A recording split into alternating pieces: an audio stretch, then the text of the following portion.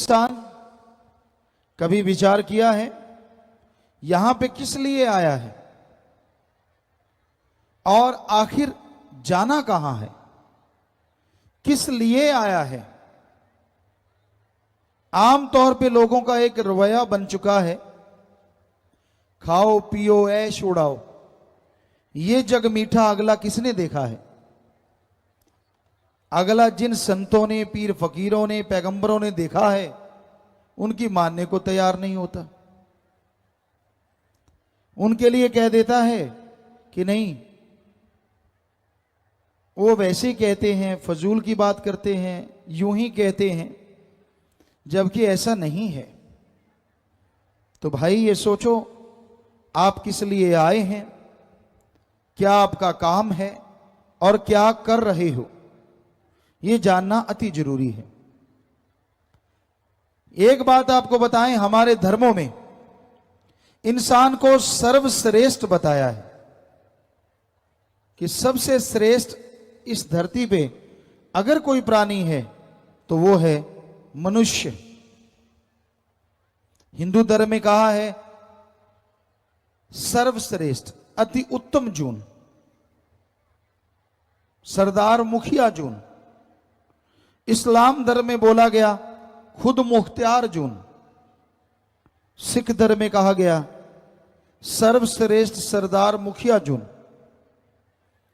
और इंग्लिश फकीर भी यही कहते हैं कि इंसान जैसा कोई दूसरा नहीं। पर सोचने वाली बात है कि इंसान ऐसा क्या कर्म करता है जिससे कहा जाए कि वाकई जो गुरुओं ने, पीर पैगंबरों ने, ऋषि मुनियों ने कहा है वो सही है, कि वाकई इंसान जैसा कोई नहीं है। देखते हैं आदमी और जानवर, पशु पक्षी में क्या फर्क है। अगर निगाह मार के देखें तो पशु पक्षी भी खाते पीते हैं और जानवर भी खाता पीता है। फर्क मात्र इतना है, इंसान जब चाहे, जैसा चाहे वैसा खाने की कोशिश करता है, और जानवर पक्षियों को जब मिल जाए, जैसा मिल जाए उसे खा के पेट भरने की कोशिश करते हैं। मकसद तो दोनों का एक ही है, मतलब तो दोनों का एक ही है, अपना पेट भरना, अपने लिए ताकत पैदा करना। तो घर परिवार जानवरों का घर होता है, घोंसले होते हैं पक्षियों के, उसी तरह आदमी का भी घर होता है। बाल बच्चे आदमी के, जानवर पक्षियों के भी होते हैं। फर्क क्या है? जीते जी जानवरों की मलमूत्र काम में आती है और मरने के बाद हड्डियां, चमड़ा सब काम आ जाता है। आदमी का जीते जी मलमूत्र संभालने में साइंटिस्ट लगे हुए हैं, कैसे संभालें, इतना बढ़ता जा रहा है। और मरने के बाद हड्डियां संभालने पे भी टैक्स लगता है। जाओगे वो पहले ही ले लेंगे, आजा आजा तू हमारा ग्राहक है, निकाल, कितने निकालेगा। तो हड्डियां समेटने में भी पैसा लगता है। तो इस लिहाज से देखें तो जानवर आगे हैं। पर शायद आदमी सोचे, साइंस में, विज्ञान में आदमी ने बहुत तरक्की करी है, सुख सुविधा के साधन बन गए हैं। तो साइंस ने कितनी तरक्की की है, गाड़ियां हैं, कारें हैं, क्या ऐसा पशु कर सकता है? ना जी ना, पशु नहीं कर सकता। पर आपको सुख सुविधा के साधन तो विज्ञान के नजर आ गए। पर अगर आज कहें कि आदमी बारूद के ढेर पे बैठा है, सारी दुनिया बारूद के ढेर पे बैठी है, तो गलत नहीं होगा। क्योंकि एटम, परमाणु, अणु, हाइड्रोजन जो बम बन रहे हैं, ऐसा खतरा जैसा आज आदमी को आदमी से है, क्या आदमी को पशु से हो सकता है? कभी नहीं हो सकता। सोच भी नहीं सकते पशु। तो फिर भी पशु आगे निकल गए, आदमी तो फिर पीछे रह गया। फिर धर्मों में क्यों कहा कि आदमी सर्वश्रेष्ठ है, अति उत्तम है, सरदार जून, मुखिया जून, सर्वश्रेष्ठ जून? क्यों?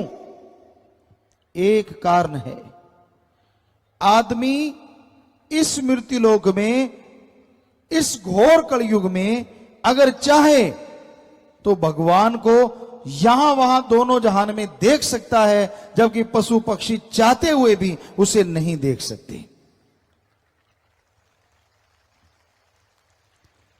आदमी को भगवान ने यह ताकत दी है, अगर भगवान का नाम जपे, जीते जी गम दुख दर्द चिंता बीमारियों से मुक्ति, मरने के बाद आवागमन से मुक्ति आदमी को मिल सकती है, जबकि देवी देवता को भी नहीं मिल सकती, पशु पक्षियों की तो बात छोड़ो।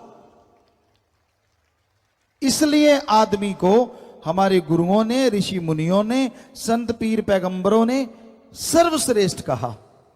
अब आप खुद देख लो, क्या आदमी वाला काम करते हो? कभी भक्ति करते हो कि सारा दिन चुगली निंदा हथाई कर रहे हैं, इधर की उधर, उधर की इधर, इधर को उंगली लगाई लड़ दी, उधर के लगा दी? तो भाई ये कोई आदमियों वाले काम है? हमारे वेद शास्त्र, हमने सभी पवित्र ग्रंथ पढ़े, हिंदू धर्म के हमारे वेद शास्त्र, और जिनमें गीता रामायण महाभारत, चारों वेद, पांचवा वेद महाभारत को भी कहा जाता है। इसके अलावा इस्लाम धर्म की पवित्र कुरान शरीफ, कुरान मजीद, सिख धर्म की पवित्र गुरुवाणी, ईसाई धर्म की पवित्र बाइबल, कबीर जी, शेख फरीद जी, नामदेव, धन्ना भगत, रविदास, बहुत सारे संत, बौद्धिस्ट, जैनिस्ट, सभी धर्मों की बाणी पढ़ी। बिश्नोई धर्म के जांबा जी, उनकी बाणी पढ़ी, उनका गुटका पढ़ा। तो सभी धर्मों की बाणी पढ़ी। सारे धर्मों में यही कहा गया है जो हम आपको आज बताएंगे। 100% यही बात आती है कि आदमी कहलाने के हकदार तो ही हो अगर आदमी वाला काम करो, वरना शैतान से भी आप आगे हो। कई लोग आदमी सोया पड़े हैं, उनको मार दिया, किसी को तड़पा दिया, चंद नोटों के लिए किसी के बेटे को उठा लिया, भाई ने भाई को मार दिया। शैतान भी शर्मा जाता है, वो भी बच्चों पे हाथ नहीं उठाता था। आज आदमी शैतान का बाप बना हुआ है। अपनी मां की संभाल नहीं, अपने बाप की संभाल नहीं। कई लोग हमारे पास आते, गुरुजी प्रसाद दो। किस लिए भाई? मेरे मां बीमार है, उसकी मुक्ति हो जाए। हमने कहा ऐसा प्रसाद तो हमारे पास नहीं जिसको दें वो मर जाए। आप मारना चाहते हो? कहता नहीं, वो टट्टी पेशाब चारपाई पे करता है। तो हमने कहा जब बचपन में तू करता था तब तेरी मां ने तो नहीं कहा कि इसकी मुक्ति कर दो? वो तो नहीं बेचारी बोली कि इसका रोज टट्टी पेशाब कर उठाना पड़ता है, दिन को भी रात को भी, कोई प्रसाद दे दे बेड़ा पार कर दे? वो तो नहीं बेचारी बोली। अब उसका तुझे उठाना पड़ गया, तो अब तू कहता है कि वो मर जाए। लानत है ऐसे औलाद पे। कहां चली गई हमारी संस्कृति? हमारे धर्मों में तो यही शिक्षा है। अरे बचपन में मां बाप टट्टी पेशाब उठाते हैं। हमारा धर्म, हमारे देश में यही संस्कृति है। जब वो बुजुर्ग हो जाएं तो उनके बेटे बेटियां उनके हाथ की लाठी बने और उनको बच्चों की तरह संभालें। यह है हमारी संस्कृति। ना कि उनको बूढ़ा कह के एक भूसे वाले कमरे में डाल दें, सूखा रोट खिलाएं। नहीं नहीं नहीं, मरने के बाद आप खर्चा करते हो, शर्म नहीं आती? जीते जी सूखे रोट दिए और मरने के बाद हलवा पूरियां खाओ जी, अपनी नाक का सवाल है। और जब वो जीते जी उनको नहीं खिलाए तब नाक किधर गई थी? शर्म नहीं आती? जिन्होंने बड़ा किया, पढ़ाया लिखाया, ठीक है उनमें अवगुण हो सकते हैं तो वो भी आदमी, क्या हुआ अगर मां बाप हैं? उनमें भी अवगुण हो सकते हैं, उनमें भी बुरी आदतें हो सकती हैं। आपकी नहीं बनती तो राड़ से बाढ़ अच्छी, अलग रहो, लेकिन उनको कभी बुरा ना कहो और उनकी सेवा से मुंह ना मोड़ो। जितना हो सके उनकी सेवा करते रहो। घर से सेवा शुरू करो, फिर करो समाज की सेवा। पर आज का युग ही ऐसा है। हमने देखा बुजुर्गों को बूढ़िया, डैनिया, इतने इतने गंदे नाम लेंगे भी। है तो तेरा ही खून, तेरा ही बाप है, तेरी मां है, क्या कह रहा है? शर्म नहीं आती तुझे? अपनी मां के लिए, बाप के लिए इतने निरादर के शब्द प्रयोग में लाता है। और मां बाप को भी चाहिए, बच्चों को आशीर्वाद दें। एक उम्र होती है, वेदों में लिखा हमारे, वो तो 75 साल था, लेकिन आज की उम्र माने तो 50-55 साल। उसके बाद आपको संन्यास लेना चाहिए। बच्चों के कंधे पे सारा बोझ डालो कारोबार का, कि बेटा मैं बैठा हूं, काम धंधा संभाल, मेरे अनुभव की जरूरत पड़े तो मेरे से पूछ ले, वरना भाई मेरे से जैसा अच्छा बुरा हुआ कर लिया, अब तू जान। और खुद करो भक्ति। पर बुजुर्ग टांग अड़ाते ही रहते हैं, हटते नहीं। ऐसे नहीं ऐसे करो, ऐसे नहीं ऐसे करो। अरे इतनी कमजोर टांगे हुई पड़ी है, क्यों उड़ा रहा है? राम राम जप, ये लिखा हमारे धर्मों में। पर हमने देखा है नौजवानों को कम फिक्र होता है, बुजुर्ग जो जो। एक माता आई, हमने कहा बोल माता क्या चाहिए? बातें चल रही थी, संगत बैठी थी। हमने कहा शायद कोई बीमार होगी कुछ, या भगवान का नाम मांगेगी। कहती गुरुजी एक बात सुनो, हाँ मुझे पड़पोता चाहिए। तेरी आगे बेटों ने पोतों ने रंग लगा दिया। कहते नहीं रंग तो नहीं लगाया, फिर भी दिल करे। अरे भगवान को पाने का दिल क्यों नहीं करता? आगे से आगे फंसते जा रहे हैं, फंसते जा रहे हैं। तो कहने का मतलब दोनों पीढ़ियों को समझना चाहिए। हमारी संस्कृति को बुजुर्ग आशीर्वाद देते हैं, और एक उम्र आती है उसके बाद सन्यास लेके बच्चों के कंधों पे बोझ डाल देते, तू जान भाई तेरा काम जाने, मैं तो राम नाम जपूंगा। तो दोनों पीढ़ियों में कमी है, नौजवानों में भी बुजुर्गों में भी। दोनों को ही हम कह रहे हैं समझो अपने अपने कर्तव्य को, समझो अपने अपने फर्ज को, और उसके अनुसार चलो। ये कहता है हमारा धर्म, ये कहते हैं हमारे विधि विधान जो बनाए गए हमारे पूर्वजों के द्वारा। ये ना सोचे मैं किस काम को हूं आया, किस लिए जन्म दुर्लभ है पाया, संत रहे बता तेरा काम है क्या। तो जैसा आपको शुरू में बताया, इंसान को यह सोचने की फुर्सत ही नहीं है, समझ ही नहीं है कि मैं आया किस लिए हूं, कर क्या रहा हूं। संत बताते हैं, संत समझाते हैं कि आप किस लिए आए हैं। हमारे धर्मों में, हिंदू मुस्लिम सिख ईसाई बौद्ध जैनी सभी धर्मों में बहुत सारी बातें एक जैसी ही हैं। 99% कहें तो सही होगा। यह कहा जाता है कि आपका सबसे पहला कर्तव्य है प्रभु का नाम जपना, भगवान की प्राप्ति करना। और दूसरा जो कर्तव्य है वो है इस धरती पे रह के कर्म जोगी बनना, यानी अच्छे कर्म करके अपने कर्तव्यों का निर्वाह करना। जो भी आपका फर्ज है, जो भी आपकी ड्यूटी है, सही तरीके से उसका निर्वाह करें।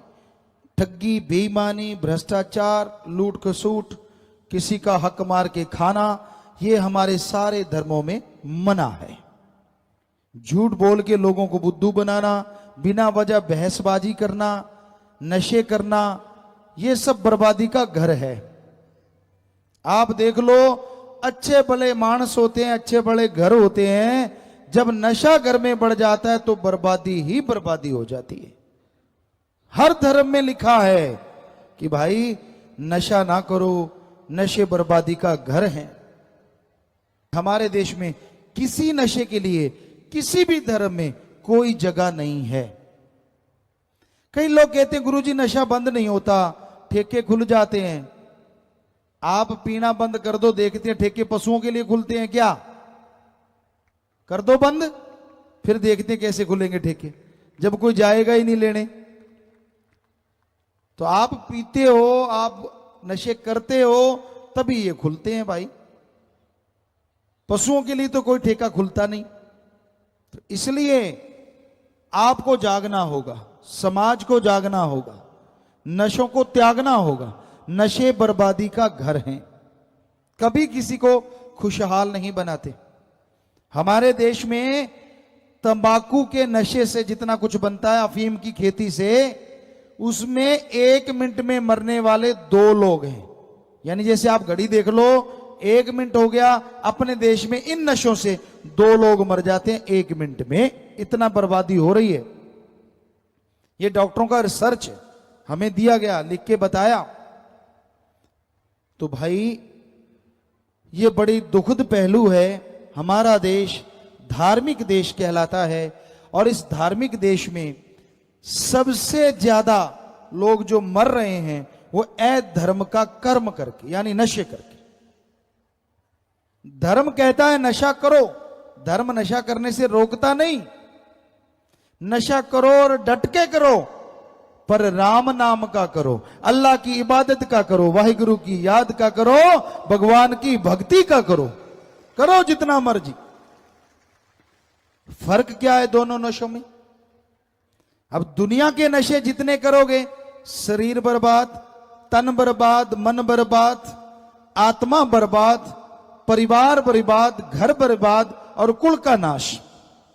और राम नाम का नशा करोगे, समाज में इज्जत, शरीर तंदुरुस्त, अंदर सुरूर, चेहरे पे नूर और कुलों का उद्धार हो जाएगा। जमीन आसमान क्या, कहीं भी मुकाबला नहीं। इतने जबरदस्त है राम नाम, अल्लाह मालिक की भक्ति इबादत का नशा। करो तो सही। लोग पूछते फिरेंगे क्या खाते हो, इतनी खुशी कैसे? आजकल खुशी लाने के लिए क्लब बने हैं बड़े बड़े महानगरों में, और वहां पैसा लेते हैं और हा हा ही हु हु। अब आपके सामने कोई हा हा करेगा तो आपको भी हा तो हो गई, पर ऊपर से हा होने से अंदर के गम नहीं मिटा करते। और जब अंदर खुशी होती है, चेहरे पे जबरदस्ती खुशी आ जाती है, रुकती ही नहीं। चेहरा नूर से मालो माल हो जाता है और नूरो नूर हो जाता है। तो धर्मों ने तो हमें अंदर की खुशी लाने के लिए तरीके बताए हैं। सुमन करो, मेहनत करो, कर्म करो, बाकी भगवान पे छोड़ो, वो जाने उसका काम जाने। कर्म जोगी और ज्ञान जोगी बन जाओ। अच्छे कर्म करो, इसका ज्ञान हो। और सिर्फ ज्ञान लेके घूम रहे हो, कोई फायदा नहीं अगर कर्म नहीं करते। बहुत लोग होते हैं पढ़ते रहते पढ़ते रहते पढ़ते रहते। हमारे धर्मों में लिखा है, पढ़ पढ़ के चाहे ट्रक भर लो, बड़े बड़े हाल कमरे भर लो किताबों से, पढ़ते गए और अमल के नाम पे जीरो। छोटा सा उदाहरण आपको दें, घर में घी है, दूध है, छाछ है, बादाम है, मक्खन है, सब ताकत की चीजें हैं। पर खाओ ना, सुबह शाम धोख मारते रहो तो ताकत आ जाएगी क्या? नहीं आएगी, नहीं आएगी ताकत। तो उसी तरह जब तक राम नाम जपोगे नहीं, चेहरे पे नूर कैसे आएगा और अंदर सुरूर कैसे आएगा? जाप करना पड़ेगा भाई। राम नाम ले लिया, अलमीरा में ताला लगा के रख दिया। कभी कभी खोलते हैं जब दर्द होता है। बच्चे तब खोलते हैं जब पेपर आते हैं। भगवान जी अब तो रात को दिखा दे, सुबह जाके कराऊंगा। पूरा पेपर ही दिखा दे रात को, कहता फिर तेरे गुण गाऊंगा। और जैसे पेपर निकल गए फिर वही बात, कौन सा भगवान और कैसा भगवान। ऐसे कोई बीमार हो जाए, किसी का बच्चा बीमार हो जाए, तब कहता भगवान तेरी काली पीली नीली गऊ। और जैसे बच्चा ठीक हो गया, फिर से खागड़ बन के जोर जोर से बाजें निकालता रहता है। तो भाई ये सही नहीं है।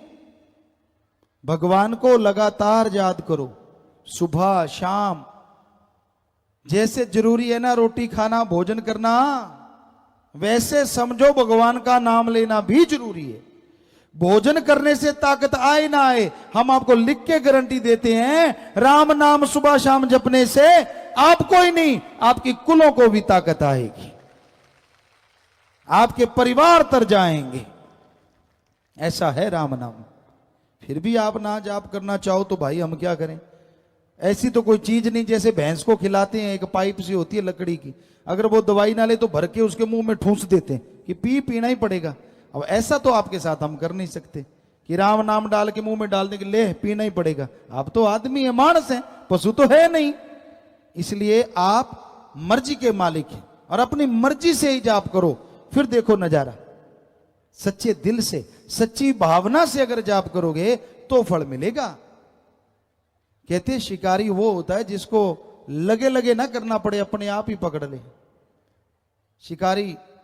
और उसी तरह भगवान की खुशियां, अल्लाह राम परमात्मा की खुशियां वो हासिल करता है जिसको कहना ना पड़े, कि भाई तू भगवान की भक्ति कर, उसके अंदर तड़प पैदा हो जाए, लगन लग जाए, और वो सच्ची रुचि से और पूरी खुशी से भगवान का नाम ले, कुछ मांगे ना, बिन मांगे मोती मिले और मांगे मिले ना भीख। पता नहीं क्या बख्श दे भगवान। सच्चे दिल से अगर उसकी भक्ति करो, सच्ची भावना से अगर भक्ति करो। लोग कहते हैं भावना, श्रद्धा किसे कहते हैं? आज की श्रद्धा है पैसा। मंदिर, मस्जिद, गिरजाघर, गुरुद्वारा, कहीं भी जाइए, हमने देखा सभी धर्मों को मानते हैं, सभी जगह जाते हैं। क्या कहा जाता था जब हम गुरुगद्दी पे नहीं आए? तेरी जो श्रद्धा है चढ़ा दे। श्रद्धा थोड़ी चढ़ाई जाती है। कहते नहीं नहीं पैसा, मतलब श्रद्धा का, भावना का दूसरा नाम पैसा है। अब लाख रुपए की ठगी मारी, 1000 रुपए भगवान को चढ़ा दिए, ये कौन सी श्रद्धा है भाई? ये तो उल्टा भगवान को हिस्सेदार बना लिया कि भगवान मैंने लाख की ठगी मारी है, उसमें से 1000 तेरे हिस्से का तू ले ले, मेरा 99,000 एक नंबर का बना दे, तू भी खुश और मैं भी खुश। ये तो उल्टा भगवान को हिस्सेदार बना लिया ठगी में। इतना कम हिस्सा आदमी आदमी से नहीं लेता, वो भी कई परसेंटेज ढूंढता है, 10, 20, 30। ऐसे थोड़ी ना कि इतने से काम चल जाएगा। पर हकीकत ये है, वो 1000 भी भगवान नहीं लेगा, आपने चढ़ाया और आपके जैसे कि उठा के खा जाएगा। आप खुश कि मैंने मालिक को दे दिया, और वो खुश मैंने मालिक से ले लिया। बीच में ही रगड़ा रगड़ी, मालिक तक एक पैसा नहीं गया। तो ये भावना नहीं है, ये श्रद्धा नहीं है। सच्ची भावना कौन सी होती है? मालिक ना करे, जैसे आपका कोई बेटा बीमार हो जाए और आप उससे बहुत प्यार करते हैं, बहुत श्रद्धा है उसके लिए, बहुत भावना है, आपकी आंखों से अपने आप आंसू चल पड़ते हैं, आपका दिलो दिमाग तड़प जाता है, आप व्याकुल हो जाते हैं, रोते हैं, तड़पते हैं। यह है श्रद्धा, यह है भावना बाप और बेटे की। यानी आप अपने औलाद के लिए इतनी श्रद्धा रखते हैं, इतनी भावना रखते हैं। रुपए में 100 पैसा आप अपने बेटे के लिए श्रद्धा रखते हैं। ऐसी ही श्रद्धा, ऐसी ही भावना आप भगवान के लिए रुपए में 15-20 पैसे बना लो, गारंटी हम देते हैं भगवान के दर्शन आपको जरूर होंगे। यह है सच्ची श्रद्धा, सच्ची भावना। पैसे का नहीं भूखा भगवान, खाने पीने का नहीं भूखा। कभी भगवान को खाते देखा है? कभी नहीं खाता। लड्डू पेड़े हलवा चढ़ाया और खुद ही रगड़ गए। मैं तो बकरा चढ़ाऊंगा देवी को। बकरा, बकरा क्या चढ़ाएगा? मुंडी काट के देवी को दे दी जिसमें खोपड़ है, मांस नहीं है अच्छा, और अच्छे मांस वाला हिस्सा खुद रगड़ गया। देखो होता है कि नहीं ऐसा? बताओ सच। ऐसा ही होता है। देना तो पूरा बकरा दे, कोई नहीं देता। क्योंकि हमने धर्मों में पढ़ा है, देवी देवता फरिश्ते कभी निर्दोषों को तंग नहीं करते। तो बेचारे बकरे छतरों ने तो किसी का बुरा नहीं किया होता, वो तो निर्दोष हो गए।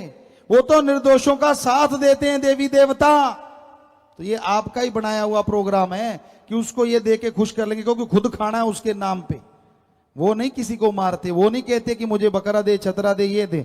हमने पढ़ा है देवी देवते निर्दोषों का साथ देते हैं और जालिमों का खात्मा करते हैं। ये उनका नाम होता है देवी देवता फरिश्ते। तो इसलिए भाई ध्यान रखो, देवी देवता के नाम पे किसी जीव को मारो ना, ये सही नहीं है। रूहानियत के हिसाब से, वेद शास्त्रों के अनुसार ये सही नहीं है। वो खुश होता है जो भावना हमने आपको बताई, श्रद्धा जो आपको बताई। ऐसी तड़फ, ऐसी व्याकुलता अंदर पैदा कर लो, ऐसे शुद्ध विचार अंदर पैदा कर लो, ताकि वो भगवान आपको दर्शन दे। अल्लाह राम मालिक की कृपा दृष्टि रहमो करम आप पे मूसलाधार बरसे और आपके गम दुख दर्द चिंताएं पल में खत्म होती चली जाएं। आगे आया जी कि आदमी को आदमी वाला कर्म करना चाहिए। पता नहीं कितने चक्कर लगा के, कभी पक्षी पशु, कभी मछली बना, कभी सुअर खच्चर, पता नहीं कितने शरीरों में से होके मनुष्य शरीर का ये आत्मा को शरीर मिला है।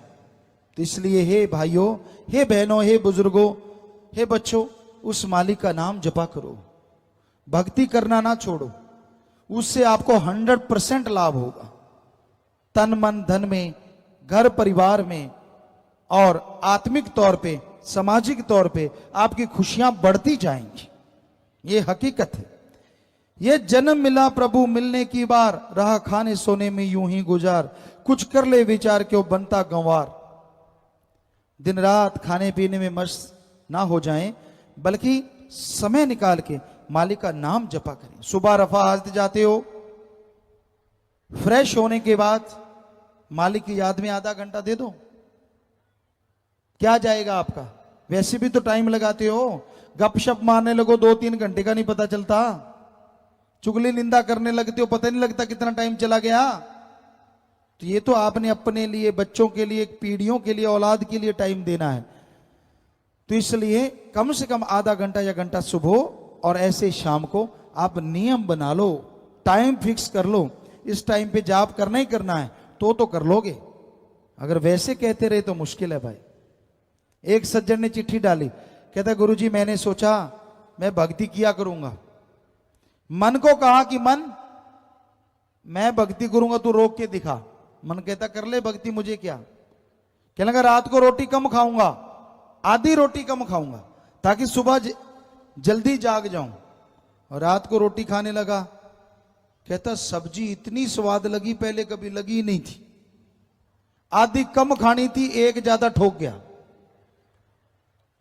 सुबह उठा ही नहीं गया। उठे कहां से, आड़ से आ गया। अगले दिन कहता नहीं आज लड़ेंगे अपन, चलो रोटी जैसे तैसे कंट्रोल किया, थोड़ी खाई, सुबह जाग भी आ गई। 4 बजने में 5 मिनट रह रहे थे। मन कहता वो पागल 5 मिनट तो और सो ले, 4 बजे जाप करना है ना, अभी 5 मिनट पड़े। कहता ऐसा सोया 7 बजे उठा। ये अगर टाइम फिक्स करके भक्ति नहीं करोगे तो मन तो ऐसे ही रगड़ता है। हिंदू सिख धर्म में मन कहते हैं जो दिमाग को नेगेटिव विचार देता है, बुरे ख्याल। इस्लाम धर्म में कहते हैं नफस, तो ये बुरे ख्याल देता है। इससे लड़ने के लिए चलते, काम धंधा करते, लेट के, बैठ के आप सुमन करेंगे तो मन रुक सकता है, वरना मन नहीं रुकता।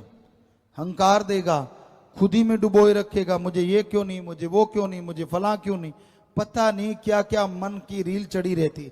एक उतर जाती है दूसरी तैयार, दूसरी उतर गई तीसरी तैयार, गलती गलत, बुरे बुरे, खोटे खोटे विचार देता है। इसलिए मन से लड़ना कलयुग में सच्ची भक्ति है। और मन से लड़ने के लिए राम नाम के जाप के बिना कोई दवा नहीं है। राम नाम का जाप करना होगा तभी मन रुकेगा, वरना मन तो भाई सबसे चंचल है। सूर्य का प्रकाश की गति बड़ी तेज है, हवा भी तेज है, लेकिन मन की गति इन सब से तेज है। पर मन की गति से अगर कोई तेज गति है तो वो आत्मा की गति है। उसकी स्पीड मन से कई गुना ज्यादा है, हजारों लाखों गुना ज्यादा। पर वो चुप हुई बैठी है। जब उसे हनुमान जी की तरह याद दिलाओगे राम नाम के द्वारा कि तेरी गति इतनी है, तो वो दौड़ेगी और मन पानी भरेगा, मन चुप हो जाएगा और भलाई नेकी में आप आगे बढ़ते जाएंगे। तो उसके लिए सुमरन करना ही होगा, भक्ति करनी ही होगी। नाम जपने से जो जीव घबराते हैं सीधे नरक 84 में पड़ जाते हैं। बंदे नाम दया बचकाल से जा। पता नहीं लोग राम नाम जपने से क्यों डरते हैं। हमें कई लोग कहते हैं गुरुजी टाइम नहीं होता, खाने का टाइम, पीने का टाइम, पहनने का टाइम, काम धंधा करने का टाइम। अरे राम नाम में कौन सा हल जोतना है, जीबा से जाप करना है, जीबा मुंह के अंदर है, वो वैसे भी हिलती रहती है, राम नाम में हिला लो। बताओ इसमें टाइम अलग से निकालने की क्या जरूरत है। हाँ, अगर आप नूरी स्वरूप के चाहवान हैं, आप चाहते हैं कि मालिक को नूरी स्वरूप में देखें, उसकी वो परमानंद की प्राप्ति झलक पा जाएं, तो उसके लिए जरूर आप टाइम दें। पर वो आप घंटा सुबह शाम 22 घंटे फिर भी आपके लिए बकाया है। पता नहीं वजह क्या है, क्यों नहीं आदमी राम का नाम लेना चाहता। और इसकी वजह एक ही है, कलयुग, काल का जोड़, शैतान की ताकत का बोलबाला। किसी की टांग खिंचाई करनी हो टाइम है, चुगली निंदा करनी हो टाइम है, चुगली निंदा की बात माता बहनों को कहा जाता था कि बहुत करते हैं, लेकिन आजकल भाई कहते हम भी किसी से कम नहीं, मुकाबला नेक टू नेक बराबर का है।